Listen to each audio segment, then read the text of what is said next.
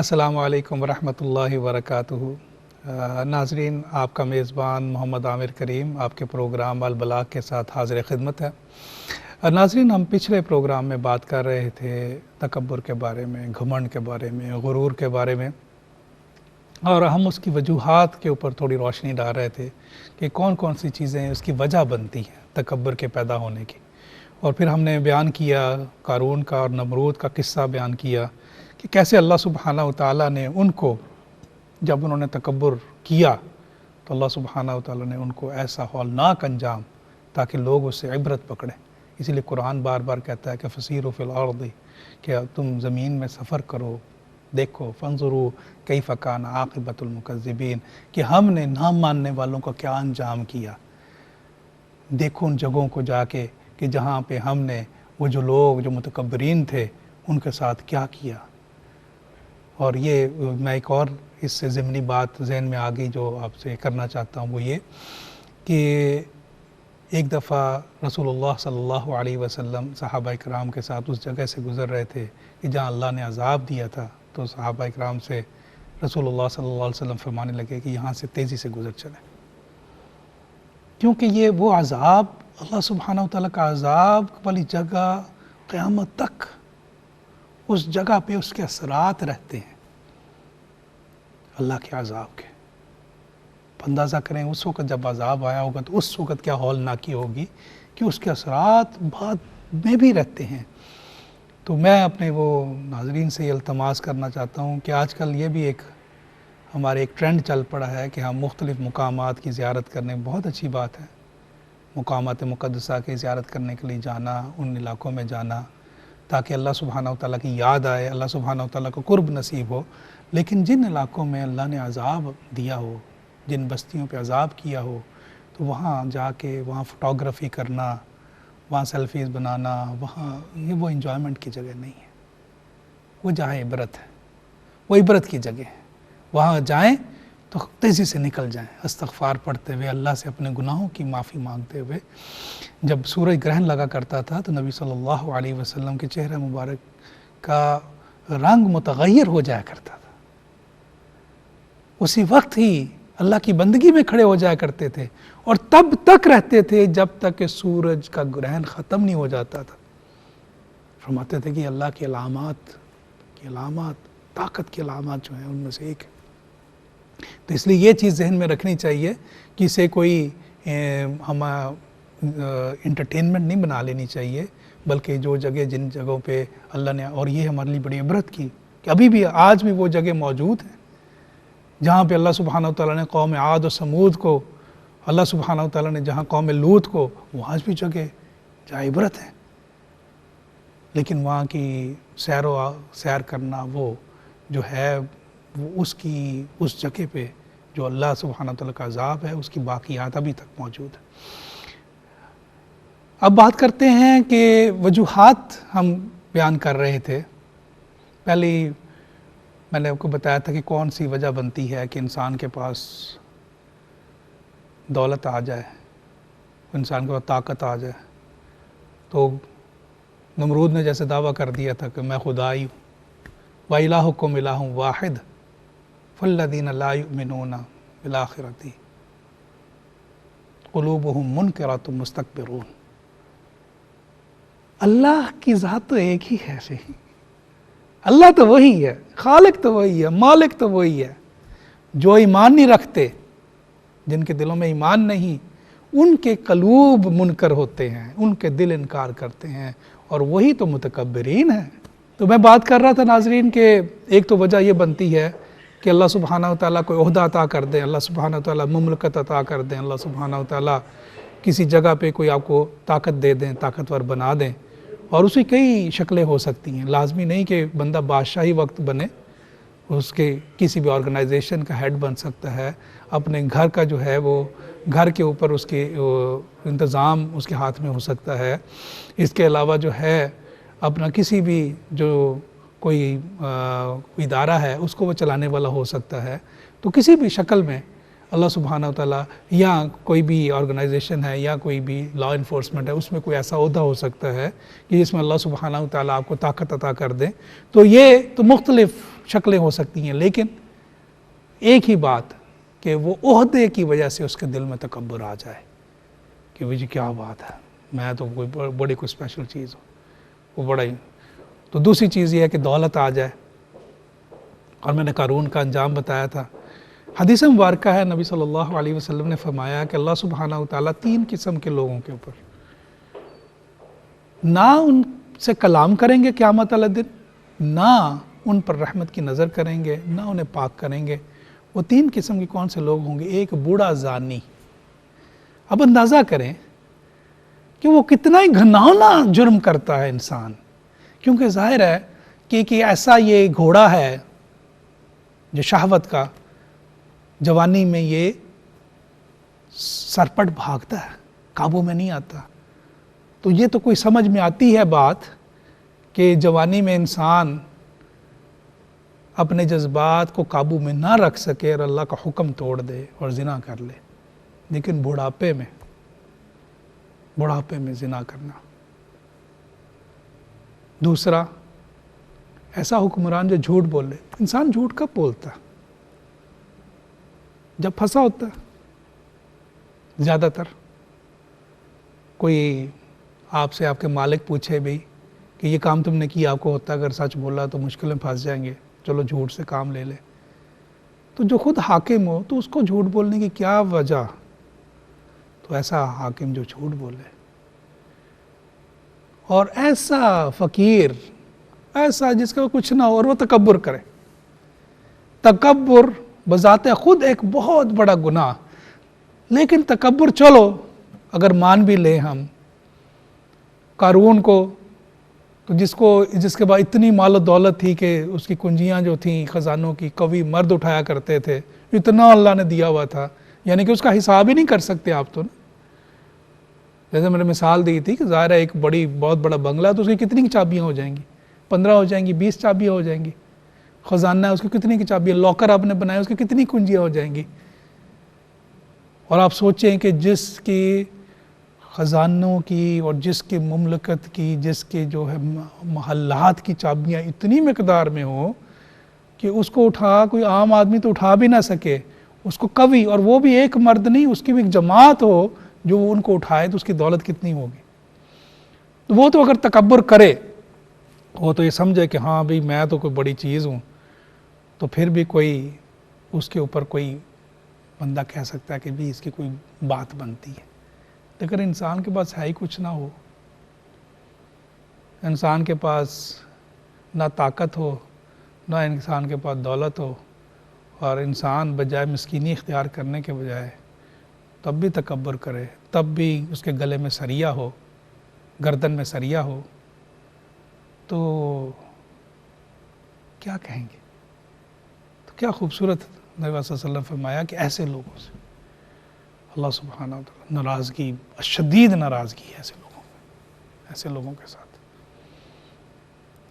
ناظرین، تیسرے آتا ہے، وجہ آتی ہے تکبر کے ہونے کی، وہ ہے علم، عالم ہونا۔ بے شک علم اللہ کی بہت بڑی دولت ہے، علم بہت بڑی دولت ہے۔ عالم کا مقام زاہد اور عابد کے مقام سے کہیں اونچا ہے۔ وہ ایک بندہ جاہل 1000 نفل پڑھ رہا ہے بغیر اسے سمجھے ہوئے، اور 1-2 نفل اگر علم کے ساتھ پڑھتا ہے تو اس کا درجہ کہیں بہت اونچا۔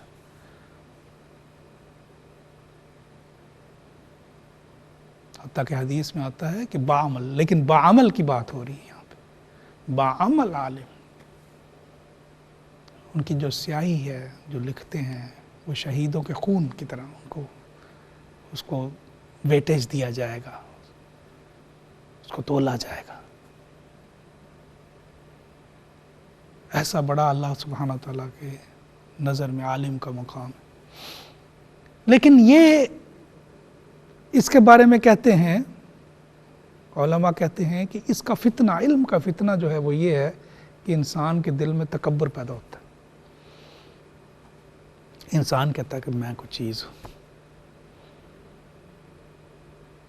نبی صلی اللہ علیہ وسلم کی ایک حدیث ہے جس میں نبی صلی اللہ علیہ وسلم نے فرمایا کہ میری امت میں بہت سارے ایسے قاری پیدا ہوں گے جن کی آواز کی کیا ہی بات، یعنی کہ جو پڑھیں گے جن کا لحن، جتنا پڑھنا انداز کمال ہی ہوگا۔ ظاہر ہے ان کو یہ سیکھنے کے لیے علم محنت اور مشقت کر کے پہنچے ہوں گے، لیکن ان کے یہ حلق سے نیچے نہیں اترے گی، یعنی کہ دل میں ایمان نہیں ہوگا، علم اوپر اوپر۔ مثل الذین حملوا التوراۃ ثم لم يحملوها کمثل الحمار، وہ ایسے ہی ہے جیسے گدھے کے اوپر تورات کو بنی اسرائیل کا تذکرہ کرتے ہوئے اللہ سبحانہ وتعالیٰ فرماتے ہیں مثل الذین حملوا التوراۃ ثم لم يحملوها کمثل الحمار يحمل اسفارا بئس مثل القوم الذین کذبوا بآیات اللہ۔ اللہ کی باتوں کو انکار کرنا، کیسا عالم ہے بھائی، وہ کیسا عالم ہوگا کہ سارا کچھ جانتے ہوئے، چلو جاہل سے تو آپ یہ توقع کر سکتے ہیں کہ اسے پتہ نہ چلے اور وہ حدود اللہ کو توڑ دے۔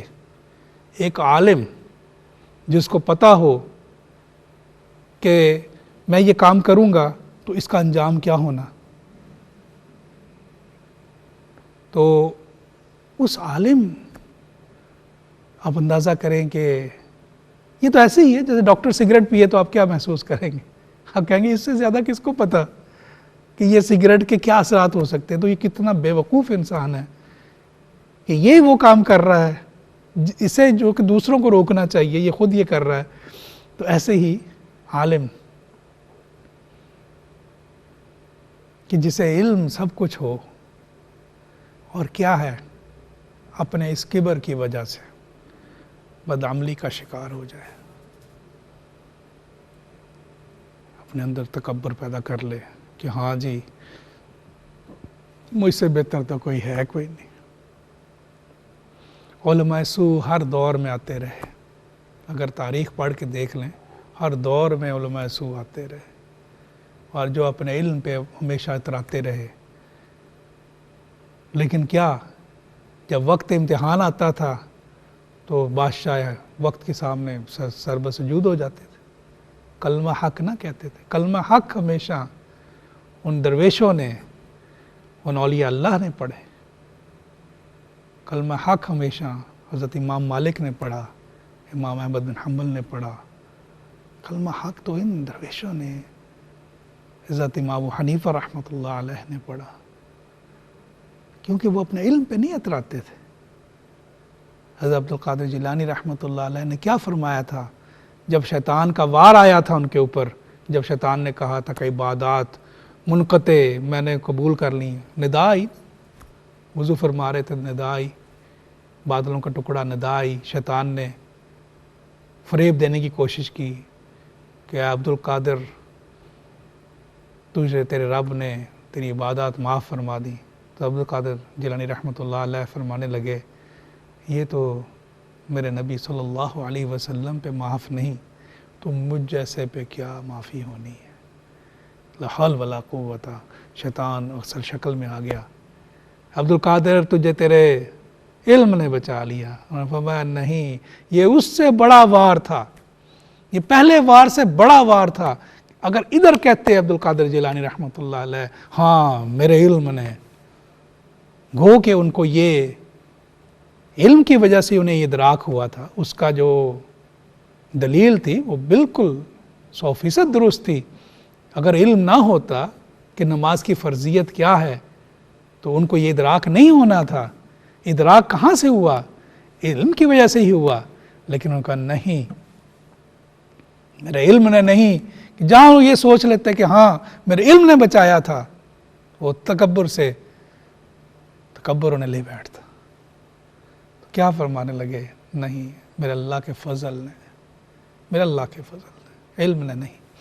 تو ناظرین ہوتا یہ ہے کہ جب اللہ سبحانہ وتعالی علم دیتے ہیں تو اس کا فتنہ یہ آتا ہے، اور یہ بہت ہی افسوس کی بات ہے کہ ایک عالم جو ہے وہ کجی کا شکار ہو جائے۔ اتأمرون الناس بالبر وتنسون انفسکم وانتم تتلون الکتاب، تم دوسروں کو تو بڑی نصیحتیں کرتے پھرتے ہو، ہاں جی یہ کریں جی وہ کریں جی یہ کریں جی، بہت اچھی نصیحتیں ہیں، بڑی اچھی تقریریں ہیں، بڑی اچھی باتیں ہیں، علم کے آپ شگوفے چھوڑتے ہیں، آپ ایسی ایسی بات کرتے ہیں کہ لوگ دنگ رہ جاتے ہیں، لیکن عمل کیا ہے؟ عمل کوئی نہیں، اور آپ پھر سمجھتے ہیں کہ ہاں جی مجھ سے بہتر تو کوئی ہو نہیں سکتا، میرے دم قدم سے تو چل رہی ہے بات۔ حضرت حذیفہ رضی اللہ تعالیٰ عنہ کے بارے میں آتا ہے کہ ایک دفعہ نماز پڑھانے کے بعد لوگوں سے کہنے لگے، لوگوں آئندہ سے مجھے امامت کا نہ کہنا۔ تو وہ کہنے لگے یہ امامت، یہ کیا وجہ بنی؟ فرمانے لگے کہ جب میں نماز میں تھا تو میرے دل میں خیال آیا کہ میں شاید بہتر ہوں تو مصلی پہ کھڑا ہوں، یعنی کہ انہوں نے اسی وقت اپنے خیال کو بھی جانچ لیا، خیال کو بھی اسی وقت دبا دیا۔ یہ عالم ہے جو سچے عالم ہیں، یہ عالم ہے ان کا جو عالم حق ہیں، بے شک جو ایسے عالم ہیں ان کا درجہ بہت، اسی لیے حدیث ہے نا کہ انبیاء علیہ السلام اور میری امت کے وارث نبیوں کے برابر جو میری امت کے وارث جو ہیں علماء ہیں، حضور صلی اللہ علیہ وسلم کے وارثین جو ہیں یہ علماء حق ہیں، لیکن یہ راہ اتنی ہی، یہ راہ حق ہے سنبھل کے چلنا، یہاں ہے منزل قدم قدم پہ، پھونک پھونک کر قدم۔ اگر اللہ سبحانہ وتعالیٰ نے جیسے مولانا روم کو حضرت شمس تبریز رحمۃ اللہ علیہ جب ملے تھے تو ان کی کتابیں تھیں اتنی، عالم بڑا نام تھا ان کا، بڑا نام تھا، قرآن تفسیر پڑھاتے تھے، حدیث کا بیان کرتے تھے، لوگ مبہوت رہ جاتے تھے کیا بیان تھا ان کا۔ تو کیا کیا تھا شمس تبریز نے؟ ان کی کتابیں پکڑ کے تالاب میں پھینکی، تو وہ فرمانے لگے حضرت یہ کیا کیا؟ قلمی نسخے ہوتے تھے، وہ کون سا کوئی اس وقت پرنٹنگ پریس تھے جہاں پہ کتابوں کا کوئی 5000 والیوم چھپ گئے ہیں تو چلو جی یہ ایک برباد ہو گیا تو دوسرا لے لیں گے، قلمی ہاتھ سے لکھے ہوئے نسخے۔ تو آپ نے فرمایا کہ یہ میرا علم آپ نے کیا کر دیا، اسے آپ نے پانی میں بہا دیا۔ تو لگے مولانا بس یہی علم ہے، کتاب میں آیا تو ختم، اصل علم کا۔ تو ناظرین یہ بات، دوسری جو چیز ہے وہ ہے عبادت۔ گو کہ عبادت، بندہ کہے کہ یہ کیسے ہو سکتا ہے کہ بندہ عبادت کرے؟ عبادت کا تو مطلب ہی یہ ہے کہ بندہ عبادت کرے تو وہ اللہ کے قرب میں چلا جائے۔ تو یہ کیسے ہو سکتا ہے کہ بندہ عبادت کرے تو وہ اللہ سے دور ہو جائے؟ کیوں؟ تکبر پیدا ہو گیا، بجائے اسے عبادت جو ہے اس کو فائدہ دینے کے، عبادت جو ہے اس کو راندہ درگاہ کر دے۔ یہ کیسے ہو سکتا ہے؟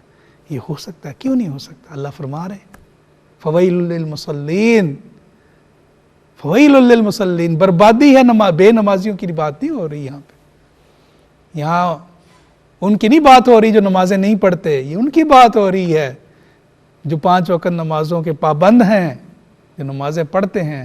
فویل للمصلین الذین هم عن صلاتهم ساہون والذین هم یراؤون ویمنعون، بڑے کسل سے اٹھتے ہو، پتہ نہیں بڑا احسان کر رہے ہو اپنے رب پہ، اور لوگوں کو دکھانے کے لیے نمازیں پڑھتے ہو، کیا بات ہے۔ فلا تزکوا انفسکم، نہ دکھاؤ کہ تمہارا بڑے نیکوکار ہو، اپنا تزکیہ لوگوں کو نہ دکھاؤ۔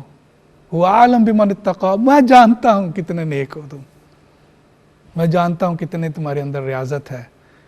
تو عبادت، اور یہ بہت بڑی ناظرین سمجھنے والی بات ہے، عالم بھی کچھ ادراک کر جاتا ہے لیکن عبادت گزار بڑی مشکل میں پھنستا ہے، ادراک نہیں کر پاتا۔ کب کبر پیدا ہو گیا، کب اس نے یہ سوچنا شروع کر دیا کہ یار یہ تو نماز ہی نہیں پڑھتا، یہ بھی کبر کی علامت، یہ کیا بے نمازی بیٹھے میں یہاں پہ وقت ضائع کر رہے ہیں، یہ بھی کبر کی علامت ہے۔ کب وہ یہ سوچنا شروع کر دے کہ یار یہ کیا لوگ ہیں، یہ تو کوئی، یہ بھی کبر کی علامت ہے۔ بنی اسرائیل کے ایک عابد کا واقعہ آتا ہے کہ وہ اتنا عبادت گزار تھا ہر وقت اللہ کی عبادت میں مشغول رہنا، تو اس کے اوپر اللہ سبحانہ و تعالیٰ کے سایہ رحمت رہنا، بادلوں کا ایک ٹکڑا اللہ سبحانہ و تعالیٰ اس کے اوپر رکھتے تھے جو سایہ فگن رہتا تھا. تو ایک گناہ گار شخص وہاں سے گزرتا، دیکھتا کہ اللہ نے بڑی شان دی ہوئی ہے کیونکہ اللہ کا بڑا عبادت کرتا ہے. تو اس کے دل میں خیال آیا کہ میں کیوں نہ توبہ استغفار کر کے اللہ سے معافی مانگوں، جو میں گناہوں میں ڈوبا ہوا ہوں. تو اللہ سبحانہ تعالیٰ سے مانگوں کہ اللہ مجھے بھی چلے تھوڑا اپنی عبادت کی طرف لگا دے. تو وہ اس عبادت گزار کی خدمت میں بیٹھ گیا کہ حضرت مجھے بھی ذرا عبادت میں مشغول کریں. تو اس نے بڑی نخوت سے دیکھا، تم ادھر کیا کرنے آئے، تمہارا ادھر کیا کام، چلو جاؤ اپنا کام کرو. اس نے ڈانٹ دیا، مجھے میری عبادت میں مشغول ہوں، میں تنگ نہ کرو، چلو اٹھو جاؤ. تو آتا ہے روایات میں کہ وہ بندہ ظاہر ہے اس کے دل پہ تو بیچارہ اللہ کو چاہ رہا تھا اس رستے پہ چلوں. تو اس نے کہا چلو اس قابل ہی نہیں، ہم تو اس قابل ہی کوئی نہیں. تو یہ سوچ کے اٹھا، وہاں سے اٹھ کے چلا تو کیا دیکھتا ہے فلک، وہ بادلوں کا ٹکڑا اس کے اوپر چل رہا ہے. اس نے اسے عابد کا ساتھ چھوڑا ہے، اب وہ اللہ کی رحمت اس کے اوپر ہے.